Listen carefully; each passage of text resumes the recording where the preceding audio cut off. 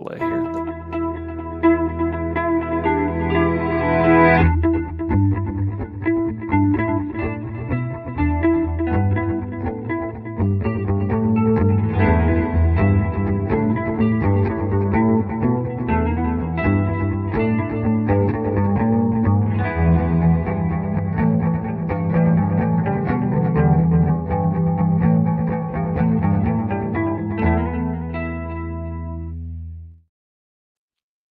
This is the Concealed Carry Podcast, Season 11, Episode 20. And welcome to the Concealed Carry Podcast, part of the concealedcarry.com network, brought to you by HK. Today is Wednesday, June 4th, as of the recording of this episode. And I am your host, Riley Bowman. And I'm joined today, we'll do a more formal, although he's been on before, we'll do a little more formal introduction here momentarily, but we have a special guest with us. That's Steve Moses of Palisade Training Group. Hello, Steve. Hey, good afternoon, Riley. Glad to have him with us here today. We're going to be talking about 5 things you should know about tactical anatomy. Really excited to get into this. I think it's a worthwhile topic, especially for self-defense-minded folks to know and understand, which is why we have you with us, Steve. But first, a couple of sponsor announcements. Today's episode is brought to you by, you maybe guessed it, I don't know, they're our title sponsor, but they occasionally get a full sponsor read, and that is Heckler & Koch, or HK as they're more commonly known. The website, if you want to learn more about their products, is hk-usa.com. That's where you should go. You can check their whole lineup of current products. I am a huge fan of the CC9 pistol. I don't know if you've had any time on that or not, Steve, but I've been carrying and shooting it now for 8 months, 9 months, somewhere in that ballpark, because we're into June now, and it's been a fantastic gun that's been trouble-free. It's small and compact and lightweight, easy to carry, but it shoots great. I've been able to perform at pretty much 95% of what I can do with my bigger guns with this little gun.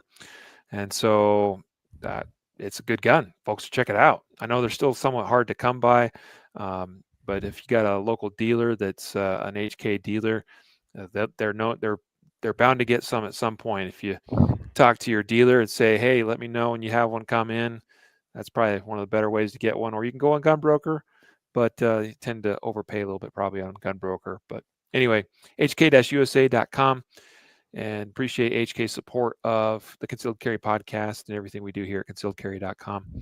They're also a sponsor, of course, of the Guardian Conference. Also, the other sponsor we have is KSG Armory. Yes, a little self-sponsorship here since we make the holsters, but hey, if you got a HK CC9 or a Glock 19 or a SIG P365, or I don't know, what are you carrying these days, Steve? Probably a Glock, I'm guessing. Actually, a Smith & Wesson M&P 2.0, 9mm with a 3.6-inch barrel. There you go. Well, if you need a holster for your Smith & Wesson M&P 2.0, we make them here at KSG Armory, ksgarmory.com. I've already bought one from you. Oh, I know. Got one in OD green. Fantastic holster. Yeah. Well, folks, appreciate your business and support of us. And, we just try to make quality gear that is not only for people that carry and need their gear to work, but it's made by people that also carry and need their gear to work. So, yeah, check them out, ksgarmory.com. There's a couple new models recently announced too. I think we talked about the last time we mentioned KSG as a podcast sponsor, but one of the things I'm most proud of recently is we added some revolver models to the lineup. I don't know if you know that, Steve, but no. Yeah, we have a new holster model. It's called the Saratoga. The Lexington is what's most popular that we make. The Saratoga is like a Lexington style holster, but it's revolver specific. There's a couple things that are a little bit unique about it, and so we decided to classify that as a totally new model, and it's currently available for the Smith & Wesson J frames, all the common J frames, and then some select Taurus revolvers, small frame revolvers as well, and possibly some other models in the future that we're working on. And so it's been a a hot seller so far for us. So that's been pretty cool to see. Let me know when you make one for the LCR, because that's one of my favorite carry pistols. Yes, the LCR that is on the short list. Actually, very very short list. That's probably the next model that we come out with for the Saratoga. So I don't know when that'll be exactly, but I'll try to make sure I let you know. So anyway, that's our sponsors today. Again, we're here to talk with Steve about 5 things you should know about tactical anatomy. For those that are not familiar with Steve Moses, Steve's a great guy. First and foremost, just know that. Um, and you've done a lot of things over the years and taught a lot of different places and with different folks. You part of what's spurred this conversation today about tactical anatomy is a tactical anatomy summit, which is a training event that you've been putting together, and you got several of them lined up over the next year and a half. You've done how many of you done of those classes so far? We have done 2. We're getting ready to do our 3rd one next month in Fort Worth at Defender Outdoors. Actually, this is June, this month, at Yeah, Defender Outdoors. yeah, June 21st, 22nd. I saw on your That's calendar. correct. And we have about 3 more summits lined up in 2026. Yeah, super super exciting for you there. Um, but there's probably some other things that folks probably ought to know about you. I don't know what would you say about yourself, Steve, that you find relevant for the folks to know here? Well, one of the things, I am a primary customer support representative for Farm Trainers Association. As a matter of Yeah. fact, I've generated numerous range certificates for you, Yes. write content for them. I also write content for CCW Safe. I've been doing that since 2018, and have my own firearm school, Palisade Training Group. I've got some really good instructors working for us, including one Gabe New, whom you may know is very much Yep. associated with the KSG holster, Yep. and got multiple instructor certifications, almost all of the range master certifications, Yep. including professional pistol craft instructor and master instructor. Got other instructor certifications: red dot, fundamentals, empty hand knife defense, force on force. I could kind of go, on and on. My firm is somewhat known for the church security team classes that we teach or, help develop or consult on. And I have a law enforcement background. I was a reserve deputy constable for 18 years, 10 of those on the tactical team. So I've been around. I'm still training guns and writing and working with people in our community. That's pretty much my life. And man, I could not be any happier. Yeah. Oh, that's fantastic. I appreciate you sharing some of that, your background with us. Um, how did you get started with, the Tactical Anatomy Summit, which you do together with Chuck Haggard and Andy Anderson, right? Andy Anderson, Shane Kerwin, and Oh, Troy that's right, Miller. Shane. Yes.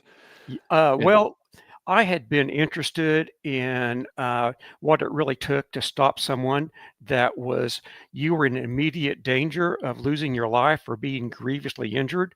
And because I knew very well that handgun bullets don't really work that well when shooting another person. I don't like to get graphic about it, but unlike what we may have believed based upon watching movies and television, there's no such thing as expensive hydrostatic shock, stopping power, any of those other things. Basically, they just drill holes in people. yep. I've been a hunter my entire life. I hunt every year in the Oklahoma Panhandle in an area where my feeder is in a little open area, and then it's nothing but heavy timber all around it. And those are Kansas deer. So some of those white-tailed does up there are 150 pounds plus. And so it makes it very, very difficult to shoot a deer and then trail it in that heavy timber and then get it out of there. So I Mhm. put a lot of emphasis on, I want to shoot that deer so that it goes down right there. It basically never moves again. Yep. So I knew how critical that was. And I developed, an aptitude for doing that. And then when I became aware of Dr. James Williams' Tactical Anatomy Shooting with X-ray Vision instructor course in Meade Hall, I signed up for the very first class that Dr. Williams had offered in many years. I was in that class with a lot of other FTA instructors, including like Greg Ellifritz. Chuck was an assistant. Andy Anderson was in that. Uh, uh, Guy Schnitzler, Troy Miller. I mean, I could just go on and on about all the people that were in it. And I just thought, such a wonderful class. So that class turned out, I think, 20 some tactical anatomy instructors or certified instructors. What I noticed very shortly was that no one was offering classes in there with the exception of Andy Anderson and myself. And if there were any others, I was not aware of it. I felt like this knowledge was so important to concealed carriers, armed professionals, and especially trainers that they needed to be exposed to it. And perhaps the best way to do that would be through a summit. So a summit or a conference or something like that, I found that's one of the best ways of attracting people and getting that information out through the media and word of mouth. So I proposed a Tactical Anatomy Summit to Chuck, Andy, Troy. Like I said, Shane joined us later. To my surprise, they all agreed. So we assembled a program, a 2-day program, in which all 4 of us, now 5 of us, teach different blocks. And what we try to do is distill some of the stuff that we took from the instructor course itself and make that very, very user-friendly for the students. Not only something that they could pick up relatively quickly, use that very next day, and do enough shooting so they actually had enough firsthand experience making that happen, because just, talking about it and seeing it is not the same thing as doing. So we did that. We had our first summit at Defender Outdoors. I believe that was November of 2024. And I would give that one probably about an A minus in terms of, the outcome. I'm pretty critical. Very seldom do I ever give a class that I do or participate in a solid A. It was a really good class. We got a lot of great feedback, revised a little bit. We took it to Nashville earlier this year. Had another one. There's been a lot of media that's been put out about that since then. And now we've got the next one in June. So something I'm really proud of. I play a relatively small part. I teach a 3.5 block on 3D defensive shooting and the importance of the aortic arch in mind. But you've got some incredible presentations in there. And so I'm really proud of it, proud to be associated with these guys. And I'm glad to be talking to you about it today. Yeah. Oh, that's fantastic. And I appreciate you sharing some of the background and everything, that's sort of led to where you are with the summit and everything conceptually. I think it's fantastic. So you suggested actually, I might be inclined to save some of that for later in the episode because I want to make sure people stick around. But you suggested we jump right in and talk about this list of 5 things people should know about tactical anatomy right from the start. Which I think you had a valid point. It'll probably sort of spin us off into some very good discussion as we go through some of those things. So let's do that. Let's introduce the first thing. And you said you talked to some of your teammates, your guys you work with, Shane and Chuck and Troy and Andy, and got some input on what they thought should go on this list. And why don't we introduce the first thing that people should know about tactical anatomy? Well, first thing I'd like to say is that Jacob was the one that approached me on being on this podcast, and he suggested, I thought that is a good idea. And rather than me just go ahead and pick out 5 nuggets of information that I thought was valuable, I wanted to reach out to the team and ask each of them to go ahead and provide something, because I knew that if we did that, it would probably be way more intelligent than anything I could have ever done. So I'm going to start at the very first. And item number one would be the quickest way to stop another individual who has the immediate ability, opportunity, and intent to seriously injure or kill us is to swiftly render them incapable of physically accomplishing their objective. Unless we have a deep understanding of what the zones of neutralization are, how they work, and where they are located, then to a large degree, we are simply relying heavily on luck. Most or many, if not most, concealed carriers, armed professionals, and homeowners are somewhat dismayed to find that a shot to the heart is not always an instant fight stopper. The heart is a relatively muscular organ that is robust and self-sealing to some degree, and according to reliable sources, approximately 75% or 3 out of 4 persons in Los Angeles that were shot in the heart and made it to the emergency room survive. Mm-hmm. And so that's kind of like, oh, I just thought a shot to the heart would just instantly stop somebody. Well, anybody that's a hunter knows that if you shoot an animal in the heart, especially if it's like a white-tailed deer, there's a good possibility that before it runs out of oxygenated blood, it's going to make 100 or 200 yards. People are somewhat similar, and we're talking about these low energy handgun rounds that are actually more difficult to place than those with like a long gun. Then putting all this together is critical if you need to stop somebody right now that's in the process of about to terminate your life. Okay, here's the good news.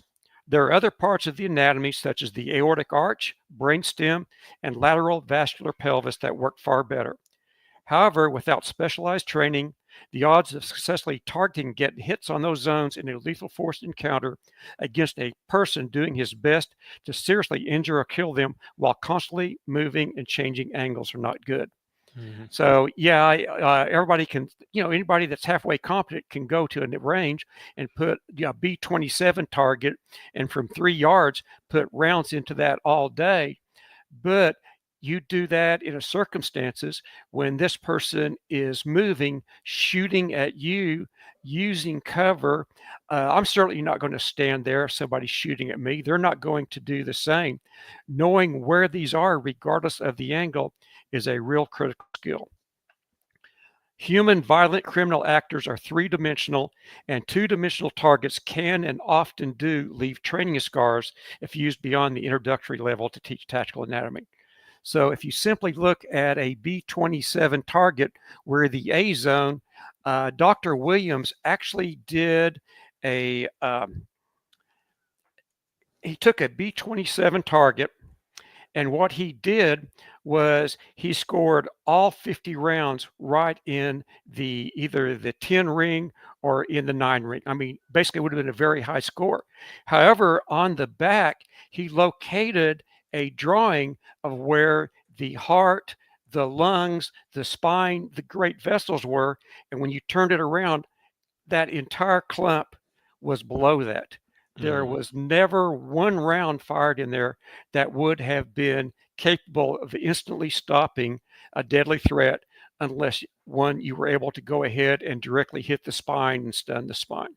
Mm-hmm. Training with 3D targets allows students to focus not just on shot placement, but also on shot pathways in order to ensure bullets hit vital areas necessary for incapacitating an assailant who represents an immediate deadly threat. So if we think of something as, okay, well, there's a specific landmark. Okay, so I'm just going to shoot at that landmark. Well, if that landmark changes angles, or basically you need to intersect it from the bank or a side angle, okay, you need to have an idea where the actual critical zone of neutralization is and where you need to shoot and where you need to drive that bullet through them in order to stop the threat. And last but not least, it is extremely important to understand our visual and mental processing speeds while working within a threshold processing limit to deliver accurate and precise pistol rounds to fight stopping portions of the human anatomy in a 3D environment while being able to assess the effects and determine a continued viable course of action. So basically what we're saying there is I'm going to go cyclic and spread the love. It may not work in that type of environment. So what you also need to do is understand is that misses just simply do nothing but take up time. Yep. And in some instances, there have been shootings, most notably shootings that involved police officers, and when they shot a, uh, a combatant, a deadly threat, 15, 20, 25, and 30 rounds before the threat finally was incapacitated. Not only were they in danger the entire time, the optics on that was terrible. Mm-hmm. The optics were terrible on that. And so as a result, anything that we can do to stop this immediately and basically do this in a manner that is legal, ethical and moral, then that's what we need to do. And so Yeah. that's the things that we really try to cover in this summit and drive those lessons home with the various presentations and courses of fire. Okay. Yeah. So, and by the way, some people probably look at me, they know me for, I don't know, maybe they saw a video of me or something online burning down a bill drill or something and be like, yeah, Riley's one of those, go fast, shoot fast, dudes or whatever. And while I enjoy shooting fast, there's no doubt about that. One of the things I'm a big proponent of and have been for a long time, and it's a part of my curriculum, which again, people probably are like, that's a shoot fast curriculum, isn't it? And by that, I'm referencing my pistol intelligence curriculum. Um, I'm a big proponent of shot accountability. Uh, and what I'm hearing from you, Steve, is that if we were to sum up this first thing you should know about tactical anatomy is you need to know there. You mentioned three specific things. I'm going to have you repeat those here in a second, just so the listeners can have that ingrained in their mind. Three areas that we can affect a really quick stop. Okay. Yes. Those are relatively small target zones. And the other thing that you really pointed out is that they move and change based on how your threat is moving and changing position, right? And so that requires, I mean, we're going to continue to explore this with you, the understanding of what those zones are, where they are, how we shoot those, and to get more experience with that, people should go to the Tactical Anatomy Summit, obviously. But that requires shot accountability. It does. Right? Not just blasting away, like, hey, I just put my sights on, in the case of like, we talk about this in like the competitive world as, if you see brown, just blast away kind of thing. And even that's a poor approach for winning matches in USPSA or IDPA is just blasting away at brown. That's not how the professionals do it. That's not how I do it, at least anymore. When I first got started, maybe a little bit, but shot accountability means that I am visually seeing and processing information that says, okay, where are these zones that I'm trying to hit? Okay, and that's why I like on my pistol IQ target, yeah, it's got a lot of different things going on, but one of the things I have people really focus or hone in on is a relatively small 3.36 inch circle in the high center chest that they spend a lot of time shooting that little circle. And there's a reason for that because I'm asking for shot accountability. And so anyway, that's kind of like where my brain went as you were sharing some of your thoughts there about this first point, Steve, was like, yeah, the hitting the brainstem, for instance, or the aortic arch requires knowledge of where those are, but then also requires the skill of being able to see, process information at real time, put my sights there and keep them there, and of course execute the shot to actually get good hits. I do find that when I train people to do things at faster and faster rates of speed, that it teaches them to be able to visually process more information more quickly. And that's one of the reasons why we do things at a high rate of speed. But the other flip side of that is, and I try to make sure this is communicated in my classes, is yeah, and then there's a time and a place where it's like, this is the shot that's required.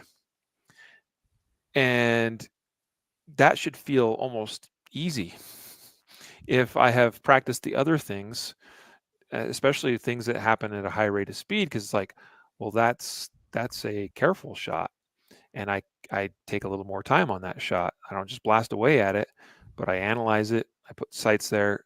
I send the shot and hopefully get the result I desire. But anyway, your thoughts on that, Steve, and then if you would again repeat some, the 3 zones that you specifically mentioned, Okay. so that people, okay, we're talking about. I'll throw the first. I already threw out 2 of them, but brainstem, Okay. relatively difficult target to hit because not that large, and it's also one of the more mobile parts of the body. Exactly. Exactly. Exactly. And it's heavily armored, Yes. so that a 10% deflection with the face or the skull on a round that was directed towards the tip of the nose Yep. uh, may not even penetrate the skull. And Yep. what a lot of people don't realize when we say it may not penetrate the skull, we're talking about that bullet doesn't stop. So not only does that person not stop their hostile actions, you've just sent a round down range.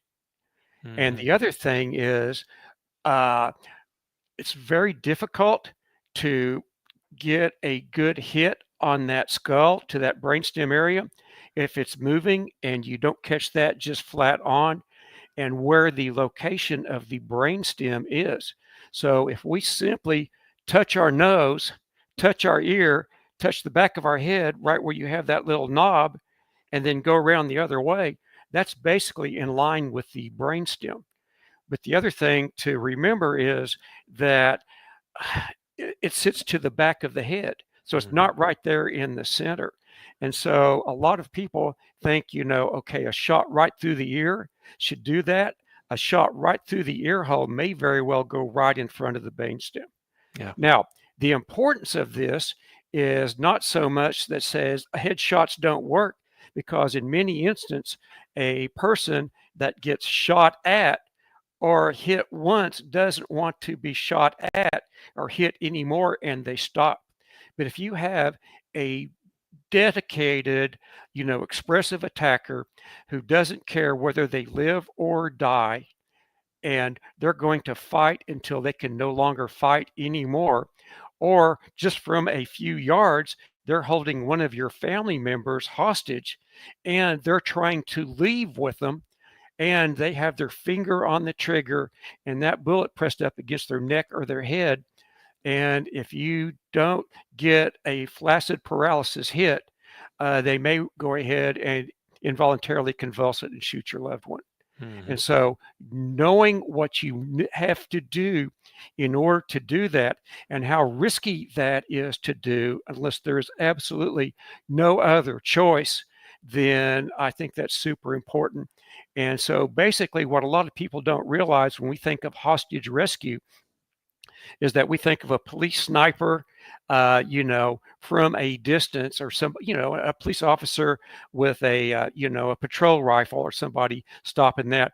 Well, we're talking about maybe something that's taking place in your house, how close you have to be and how to do that. And we do a really interesting short block on why we think pocket pistols are important for everybody, and how you can use one at extremely close range, even if the person, I guess you could say, being taken hostage and robbed is you. So Hmm. brainstem is going to be number one. Number two is going to be basically it's Dr. Williams, the upper center mass, but it's a very narrow area and Yep. it's higher than we think. So our heart Yep. sits here right about on that pec. It's got a slight left offset. In most instances, the heart, like I said, is a robust muscular organ. And in many instances, you can be shot multiple times there, make it to the emergency room alive, and survive. What is very susceptible to damage is going to be the great vessels coming out of the top of the heart, which will be like your vena cava, your superior aorta, the arteries that the pulmonary trunk, the arteries that go into the brachial artery and the carotid. Those are high pressure arteries. So a shot to that area typically can be counted on, you know, maybe not 100%, but much of the time, to quickly lower the person's blood pressure. It doesn't mean that it kills, and I hate to use that word, but we have to understand that stopping somebody that's trying to kill us, in many instances, what it's going to take may result in their death. Right. But what we do have is someone that is no longer able to stay on their feet. So it's very Yep. much like a person that has a stroke, or something else, a sudden heart attack that shuts everything down. And there have been times, you've seen people that have just simply fainted because of a lack of blood pressure to their Mm-hmm. brain. Okay, that is the result that we're striving for. I put a lot of emphasis on the aortic arch, simply because I think targeting that superior aorta, that's a very uh, high pressure vessel that blood tends to spurt from it. If a vein is severed, it tends to more flow. So you're going to lose oxygen faster, and be non-ambulatory Yeah. all that much quicker. This is kind of like give you. I mean, before we started the podcast, I was talking about my background in construction, and now most of that was residential and light commercial. But I mean, I've done a few things over here and there over the years, including being involved in some civil engineering projects. What I'm thinking about mentally is this is like a discussion on, okay, if I had a water system, I got a water pump, and I could shoot that water pump, but they're generally pretty large and heavy duty, and like made from Right. cast iron and stuff. And like, yeah, if I place some bullets in the right places in that water pump, I can shut the pump house down, and then the water stops flowing. Or I could rupture that 12-inch water main, which is going to like turn into a gigantic geyser, and that shuts a whole bunch of stuff down real fast.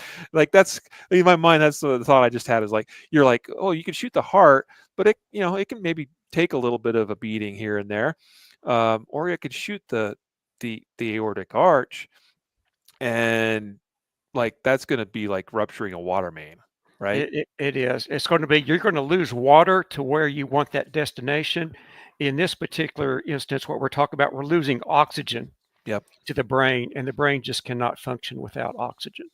And the last one is the lateral vascular pelvis.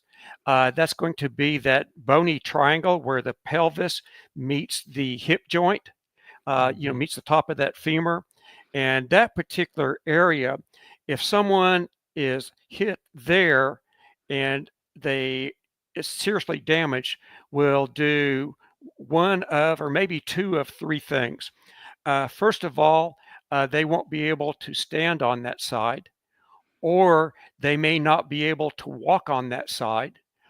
And lastly, there is the iliac arteries and veins that come down there from the abdomen, bifurcate and run right on the top of that.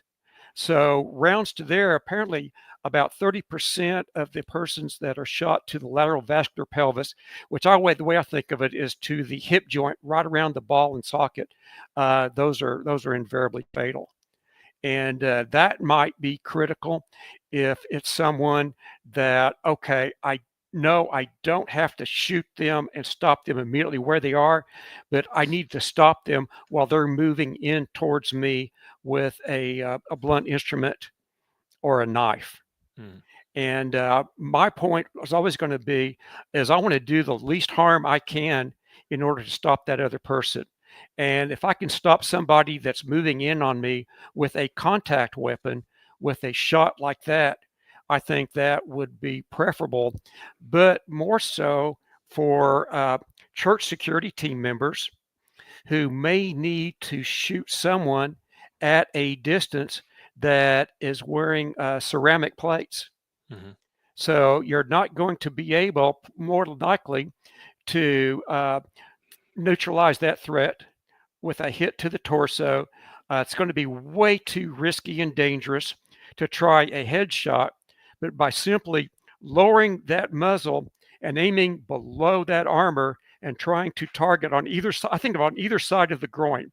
that hip joint's much tighter in than we think it is. It's right kind of where if you stick your hands in your pockets or you lift your leg, right where that crease is, Mm-hmm. that's where the lateral vascular pelvis is.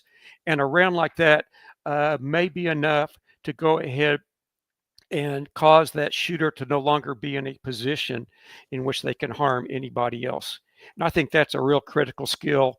And it's also something that I might contemplate using at distance on someone if I've got a major concern with the way they're moving their torso and their head, that they're going to move. And as they move, I fire that round.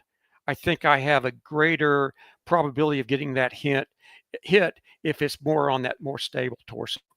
Hmm. And one of the things I'd like to, circle back to what you said about being able to shoot very fast. Shooting very fast is a very desirable skill for a concealed carrier, because when you're shooting like that, I know that you're not looking at the target, you're looking at your dot, you're looking at your sights, and you're assessing the result of the last shot.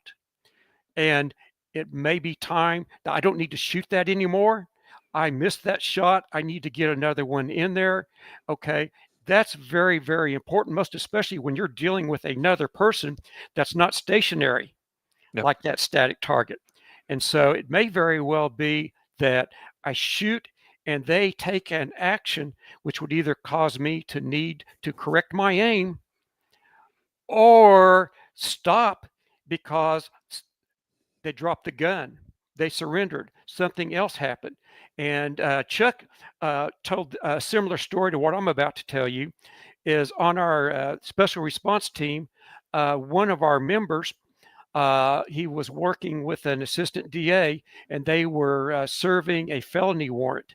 And he approached the person, and it was on, like, I think either a second or a third floor. And so as he got on the landing, there a short distance from him was the subject, and he was a violent felon. And so our deputy, he went down to low ready, hard guard, and he ordered the guy to surrender. And the guy said, "Oh, screw it," turned around, picked up his shirt, and drew his gun. Okay. This deputy put 3 rounds, for all practical purposes, almost in the same hole, except the guy collapsed on the second hit and he was no longer there, and he flat out missed him from Mm-hmm. about 5 yards, and the bullet went into his apartment where it could have injured somebody. And Yep. so what we realize now is we need to not only see that shot, assess that shot, ask ourselves, do we need to shoot again? Yep. And if we do not, do something different. And John Holston does this, I believe it's adaptive defensive pistol class. If you haven't taken that, Riley, you need to take Mm-hmm. that class. And what we found in that class that I was in, there were some shooters in there that were probably, they were high master, grandmaster Mm-hmm. ability. And at the beginning, on just static drills, they were leaving everybody else in the dust. But John uses a system where he will superimpose a laser on that target, and you only shoot when that light is on. And when the light goes off, you Yep. stop shooting. Yep. And what we found was that you needed about a half second to respond to the fact that the light went off in order to stop shooting. But those persons that were shooting, 0.25s, 0.35s, point fours at the beginning, uh, they were shooting a target that shouldn't have been shot. And by Yep. the end of the class, the masters and grandmasters and the experts, low experts, and advanced students were shooting very much at the same pace. Yep. So that tells us that one, uh, reacting to a visual stimuli is way different than reacting to an audio. And the same thing is true about just drawing your gun. Drawing that gun from the beep. I know you do this. I think of beep. I try moving when I hear the B of beep. Yep. Okay. And so, persons that wait for the entire beat, they're going to be a little bit slower, but you get these guys that do that. I don't care if you do that or not with a light, your brain still takes additional time to respond to that. Yep. And even though it's true that with training, you can shorten the time, so there's very little difference between an auditory and visual stimulus, it's still out in the street when you don't know what that stimulus is going to be that says stop shooting, is hard to discern. So that ability to get up on that target as fast as you can, get that first shot in, assess, get that other in, assess, means that you guys with the skills that you have with this knowledge and training are probably going to do a lot better off in a life and death gunfight than the Yeah. average concealed carrier. And I probably didn't make this point very well a moment ago when I said some of that, but one of my points to this that I think is relevant to this, Steve, is that when we understand what the truly effective parts of the body are that we really want to hit, if we truly understand that, then we're not going to be shooting 0.20, 0.25 splits. That's right. And you'll be shooting at a 0.35, 0.40, 0.50 pace to hit those relatively small targets, which will feel like it'll feel really easy because you're like, I got all the time in the world. I mean, I'm not like, I don't want to make it sound overly simplified, but like when we test this, I played around with that system that John Holshin uses a little bit with Dustin Solomon. Oh, wow. Yeah. At Keith Tyler's place a few years ago, and that was a lot of fun and very eye opening. And when Keith's like, because he was there, he's like, well, yeah, your target zone for this next thing is this 8-inch circle, and it's like, oh, that's huge, and that I think sets a person up almost for failure because you're like, I can hit 8 inches at 5 yards all day long, bang, bang, bang, bang, bang, bang, bang, and then you're like, oh wait, the laser cue changed. It's like if you change that to I want to hit this, you're not going bang, bang, bang, bang, bang. You're like bang, bang, bang, bang, and it's so that's kind of the argument I've tried to make for years. Some people are like, you're just a shoot fast, go fast guy, and it's like, yes and no, but I also understand that my actual target that I want to hit, if I'm talking high center chest, is actually like maybe 3 inches. Yeah. So that changes the game quite a bit and makes it, very, very different in that regard. But anyway, just due to time, this has been fascinating thus far, Steve. But we do have a question I'd like to address real quick from a viewer, and then let's get to your second point here. Joseph asks, I'm pondering how many seconds most humans remain upright when once they start taking effective handgun rounds. What are your thoughts on that? That's a Oh, worthwhile thing to ponder. Just looking at some of the videos I've seen of people that have taken exactly that, it was 2 seconds or less. 2 seconds or less. And some of them, just as soon as that blood pressure drops, it's not dramatic. They don't stagger forward. They don't fall backwards like in the movies. It's just almost like a puppet on the strings. And they literally, I don't know how else to describe it, but they collapse on their feet. Yep. So it's very, very short time. Yeah. Yep. I agree with that. And he was not able to join us for the actual podcast here, but Jacob is commenting live, and he says it seems like an argument for enhanced visual processing, regardless of your processing your sights and or the target status. Thanks for chiming in, Jacob, making his presence known, even though he's not with us directly. What's your second thing you should know about tactical anatomy, Steve? Just the fact that if you do nothing but practice on 2D targets, regardless of whether they're anatomically correctly located, whenever I'm doing something like that and I'm shooting on an IDPA target or just whatever, what I do is I envision a line that goes from the armpits, and I'll take a playing card, then a playing card outline, and I'll set it right on top of that. And so just understanding that I need to be, it's higher. It is so much higher than I think And doing this over and over and over, I think increases the chances that I'll default to shooting that area, if the circumstances call for it. But at some point, I think it's really important to start working on 3D targets. There's different ways to do that. Uh, in my particular block at the summit, which I said was 3D defensive shooting and the importance of the aortic arch, we actually start with basically all we're going to do is shoot a playing card outline, because I want them to do that long enough in order to understand I need you to hit in an area that size, regardless of whether you can see anything or not. Otherwise, what happens is people just like, okay, they can't envision where that is. And so at least I can hone them in. Then what Mm. I'll do is I'll take that same playing card outline and I'll overlay it on a tactical anatomy target that shows the great vessels, superior aorta, everything like that. So now they're shooting that. And then what we do is we take another target and basically we obscure that area.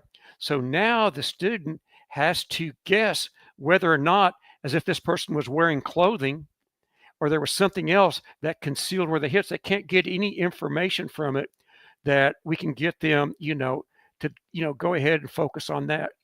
Yeah. Then we go to a 2D target. I'm sorry, just another. It's just a portrait. So you actually have people wearing clothes. So now you Yep. can kind of see, okay, where would that be on that person? And we're saying, okay, are you targeting the correct area or not? And also on a relatively simple target, how difficult it is for half the class to get a brainstem hit, even Hmm. from 3 yards. I mean, they can put them in the face, but putting a fight-stopping, round where it needs to be is more difficult because, again, you got to know your limitations. We do another one that we actually use 3D torsos and we turn them at different angles. And we have you envision where you need to place that round. And you're going to be coupled with an instructor. And his objective is, or her objective is to let you know, all right, have you selected the correct pathway? Would you have probably gone ahead and struck that critical area? And once in a while that kind of catches. Then I'm not going to go into too much detail on this last one, but basically what we do is then we kind of bring everything into together, and we have these half targets that we use lasers in order to give the students certain time periods in order to get the hits on or stop. And so it's kind of a poor man's way of doing what, Dustin and John are doing. But that's where people really learn, okay, I need to slow down. I need to focus more on getting hits. And yeah, I got 3 hits on there, but the first 2 hits were not in the critical area. The third one was, well, and we'll walk away from our target most instances going, oh yeah, I'm satisfied. I got it in. No, you left that guy in there probably for another second in which he could have been shooting at you. Hmm. And so, uh, and the great thing about the Tactical Anatomy Summit, in my opinion, is we give the students a lot of information on how they can set up targets of their own and teach this material, because this is very much a trainer's class. And my objective is, when I proposed this, was not to just educate these people, is we want to be a force multiplier so that they can kind of take this out in the community and maybe kind of redo the way that we train. Ah, awesome. So if I was to summarize your number 2 point here today, would be, I mean, you tell me if I'm accurate in this or not. But what I gathered from that was, don't just shoot 2D paper targets facing those straight on all the time. Correct. Mix it up. Um, Correct. I Correct. like the idea of the playing card being used too as a target zone. Um, on my target, we've got some reduced, target areas. I mentioned the one that's in the center chest, which matches the 10 ring on a B8, 3.36 inches. The index card, which is a little bit bigger than a playing card, but then we also have a business card sized target Mhm. zone, which I really like as well. That one's probably a little bit, more restrictive than certainly than most people like. when All they the better. when All you the start better. shooting a business card, it's still somewhat forgiving up and down, but it's not very forgiving left and right, and that's guess where most people miss left and right.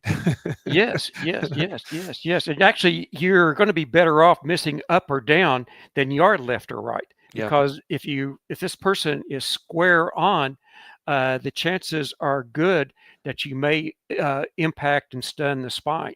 yeah, Or even if yeah, they're on an offset, you may hit a little bit lower, but you still may catch part of the superior aorta or vena cava as they go into the yes. heart. So I think that's great. Yeah, another point that I've made, you just said it right there, uh, which is about, hey, if you don't quite hit the heart, the aorta, something like that, you may still strike the spine, for instance. Uh, i- i- I've seen a couple of officer-involved shootings just in the last couple of weeks that there's clear over penetration of rounds, which that could be a whole topic for another episode, another time. Probably have Chuck Haggard on, who does a lot of ballistics testing. But these are officer-involved shootings using full-size duty guns, using duty ammo that's probably, in many cases, plus P at the very least.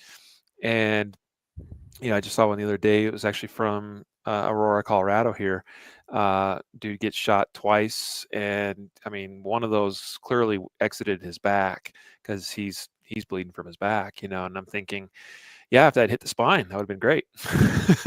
Well, the other thing is, though, if you literally get that bullet up there in the boiler room and you Hmm. get a solid hit, the chances that any of those rounds, whether it was, plus P plus, gold dot, HST, critical duty, uh, any penetration is just going to be nominal. Yep. And so if you don't make those hits and you're just putting hits all over the place, well, not everything offers the same resistance.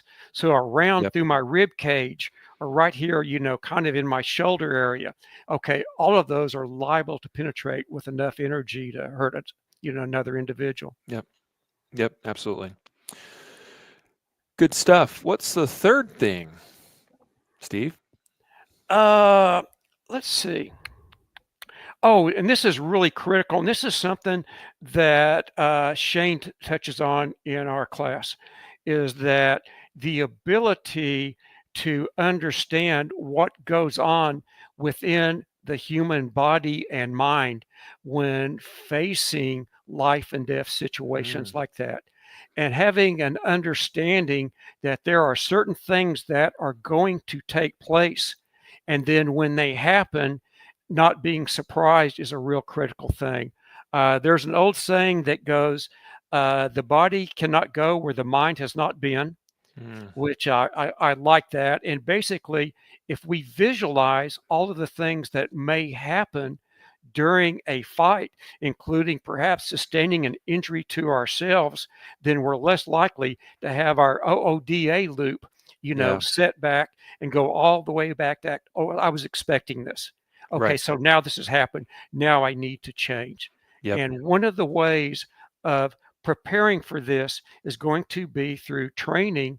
And then the other thing that I do, Riley, is you know what? I'm always on the lookout for good information about how humans perform under stressful circumstances, most especially in defensive,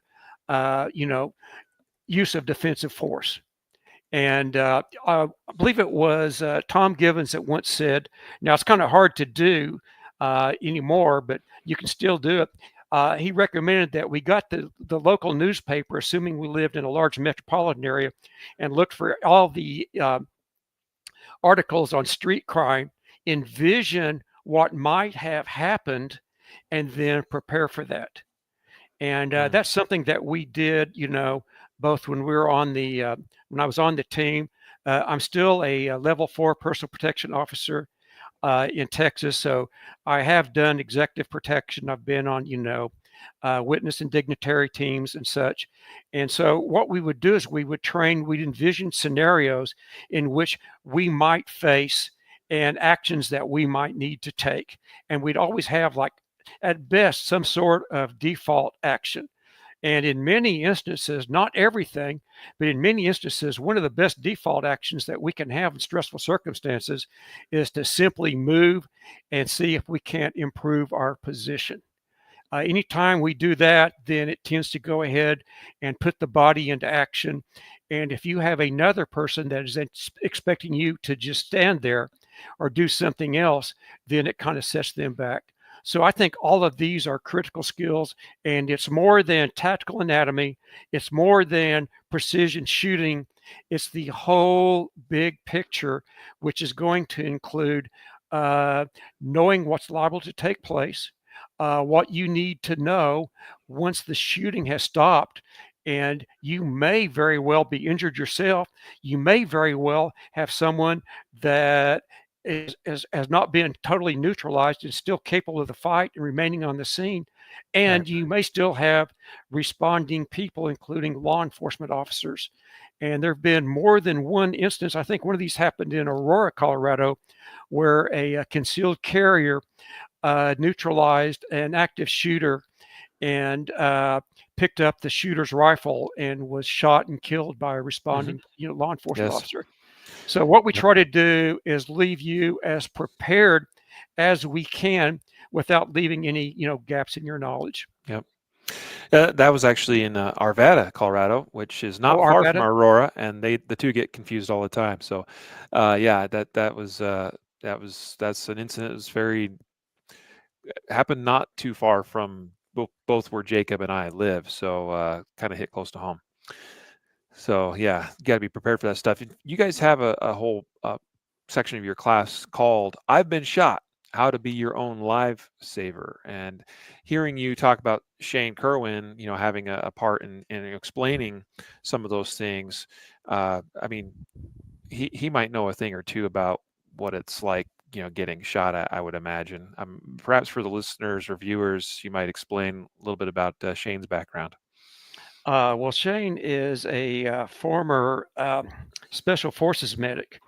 Is also, was a ranger. I mean, sniper. I mean, incredible human being. Not only is he just an amazing instructor, he's just a great guy. I mean, Yeah. if you don't know him well, you need to know him well because he is an awesome human being. And so I asked Shane to teach a block, and it's basically, I've been shot. Let people know what are the life-threatening injuries that we can sustain, that we can actually do something about if we have the knowledge and the tools. Yep. And in most instances, when you teach a gunshot wound block, the students, for the most part, spend all of their time putting tourniquets and chest seals and pressure dressings on other people. Okay, well, we don't want to teach that in this block. Obviously, if you can do it to yourself, you can certainly do it to someone else. So he gives people a very, in-depth understanding of, what bullets actually do to people. Of course, Troy and Andy do that just as well in their blocks. And we spend quite a bit of time on self-application of tourniquets to all four limbs. And in many instances, if somebody goes, yeah, I've been shot here, and they raise their arm and they start wrapping it around, it's like, no, it may not work that way. That arm may be broken. Yep. So he does everything as a worst case scenario. And the thing is, tourniquets save lives. And that's one of the things that I think that we've learned, in the global war on terror, is how many of those injuries that armed professionals sustained to limbs in which, they just, because they didn't have ballistic armor and everything. But, simply understanding, how easy it is to, pack a wound using improvised material and carry, a few small items on your person. I personally carry a snake staff, 1.5-inch wide tourniquet. It's about 60% of the size of a cat. It's had some good saves. I don't think it is is it TCC, the Yeah, ones that rate? Okay, I don't think it's yeah, the TCC Committee rated yet. on Tactical Casualty Care. Yeah, not quite yet recommended, I guess, or on their list, but It's not quite on the list, but they've got but a bunch of saves. And so yep, I view it as okay, my snake staff is to my cat tourniquet what my LCR is to my M&P. And it's something that I can have on my person all the time without representing any kind of an impediment. As a matter of fact, I don't know if you can see this. Here's mine, and yep, they actually sell it with a little pouch. yeah, So I just simply run my belt over the top on it, and it takes up about the same space as a magazine pouch with a yeah, magazine. yeah, absolutely. I think it's fantastic. So if you have that, I also take some quick clot gauze and 2 chest seals, tape them together, and just stick them in my back pocket. So Yep, I always have something like that on doesn't my take up person. much room doing that It either. does not. It does not. Good advice. What is the fourth thing people should know? Let's see here. Da-da.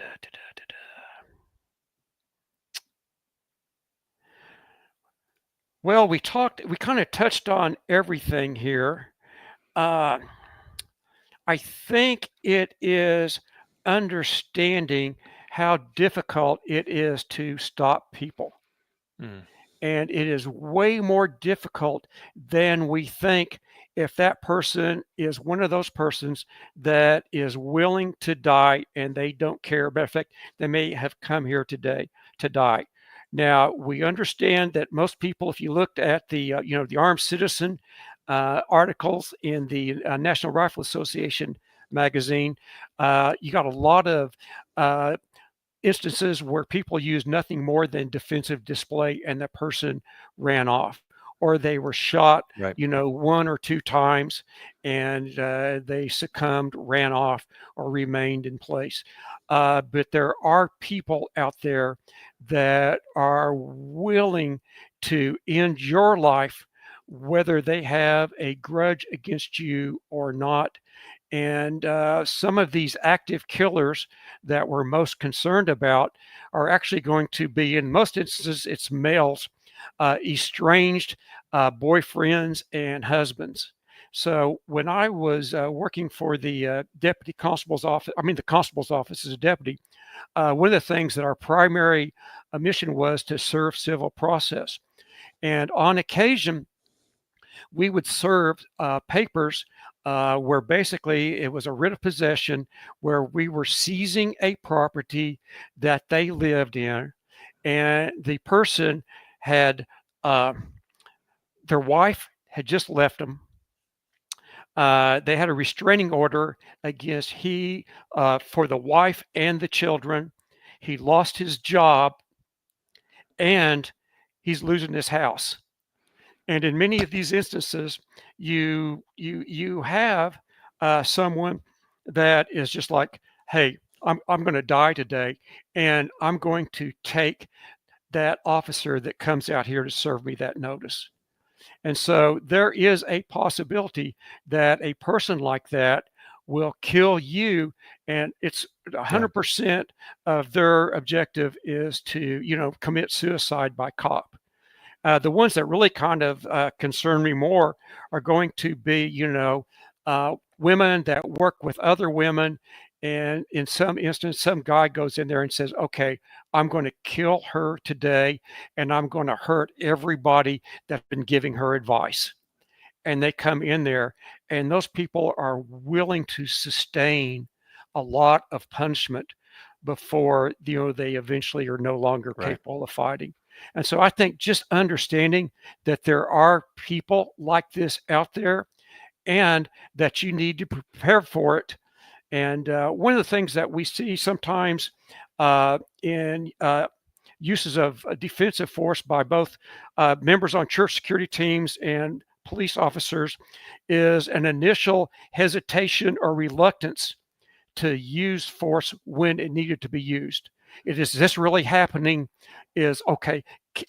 Is this what I'm seeing? Because the consequences of taking an incorrect action are so dire that uh, they don't want to make that mistake. and that is understanding that when it's showtime, and it's time to start moving. And start moving doesn't mean do the first rash thing that comes to mind, but just get out of that state of denial as soon as possible, and then um, do what you've trained to do.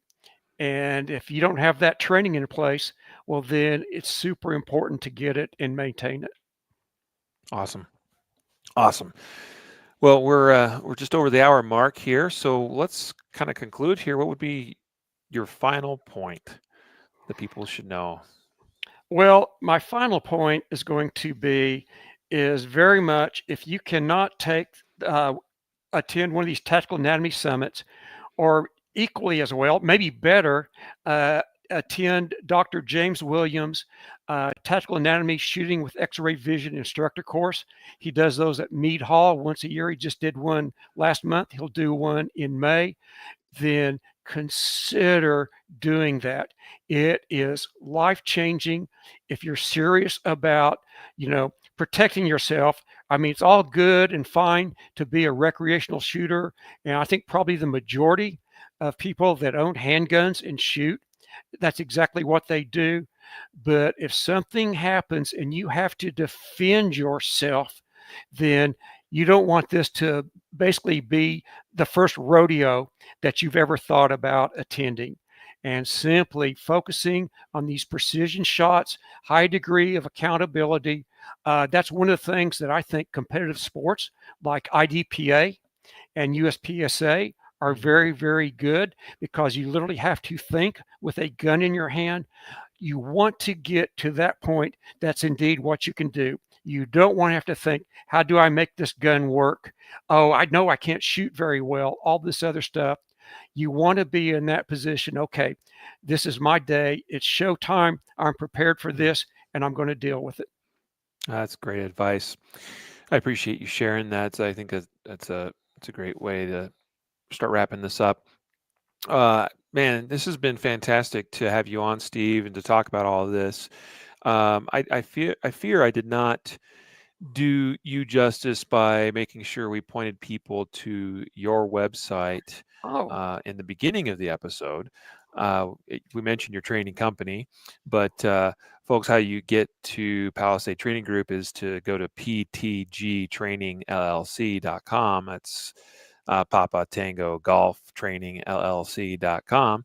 That would be a good place to go, and you can find information about all the curriculum that you and your team offers, Steve, but also information about the Tactical Anatomy Summit and how to get signed up. You got classes coming up in Fort Worth, Texas, June 21st, 22nd. That's when you mentioned it, Defender Outdoors. Top Gun Memphis in February 28th and March 1st of 2026.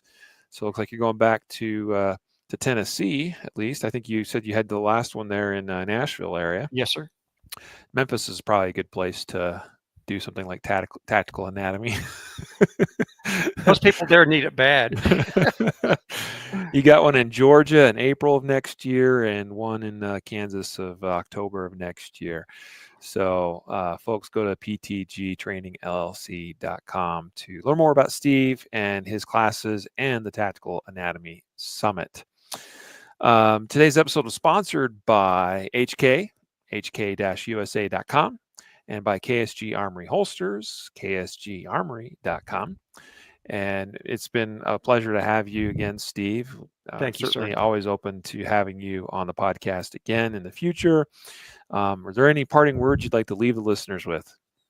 Well, yes, there are. And basically what it is y'all are fortunate to have access to this podcast. These guys put out a lot of information. They do it on a very regular basis.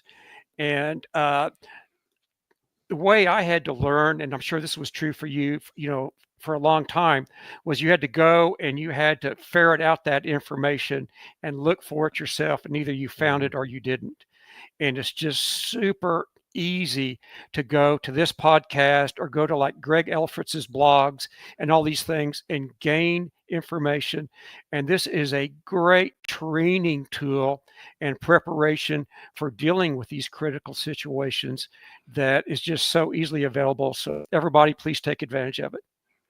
I appreciate you saying that, Steve. And of course, you could have easily added your own content to that list as well over at ccwsafe.com and ftaprotect.com. So throw those ones out there as well, as they are well deserving as well. Well, folks, this has been a great time, and I hope you got a lot out of it. I know I've learned stuff just in the last hour as well. So